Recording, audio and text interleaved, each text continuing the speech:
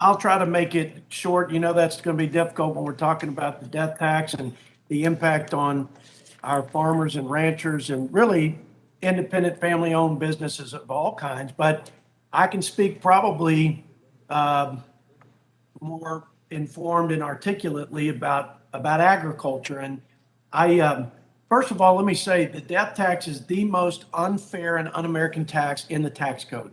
These hardworking ag producers that feed and clothe the American people and take unbelievable risks with all of the weather and market volatilities to do what they do.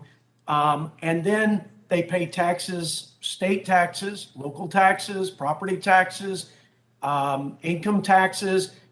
These folks and independent businesses of all kinds, family-owned businesses, they've worked by the sweat of their brow. They've built something that they're proud of, that they can hand to their children, and they've paid every stinking tax along the way. And now, when they die, the government and those who believe that the citizens' income is really the government's money wants to tax them again at death.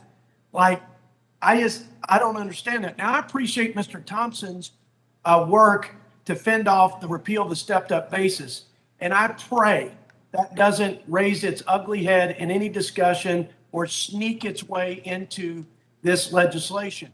I appreciate Chairman Scott, the Democrat chair of the Ag Committee.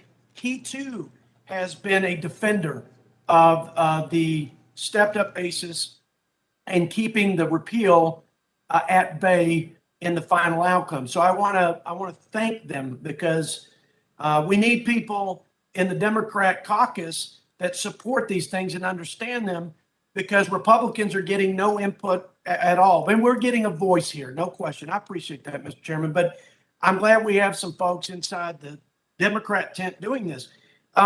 Here's the really crazy, ironic, and concerning thing that's going on here. And I don't mean to be disparaging, but Democrats are creating new entitlements that will pump cash, that will give taxpayer monies in cash to people who don't pay taxes. They don't pay taxes. I think everyone ought to pay something to this great country. And there's no obligation to work. Meanwhile, you take a family that's busted their hump and risked it all and poured their lives into this, and then they're taxed all the way to death, and then they're taxed when they die. I don't understand that. It doesn't seem very American to me. So I think we need to support the gentleman from Nebraska's amendment, and we need to, we ought to repeal the death tax altogether and just get on down the road. But to reduce the exemption is a mistake. So I encourage my colleagues to support Mr. Adrian Smith's amendment. Thank you, Mr. Chairman.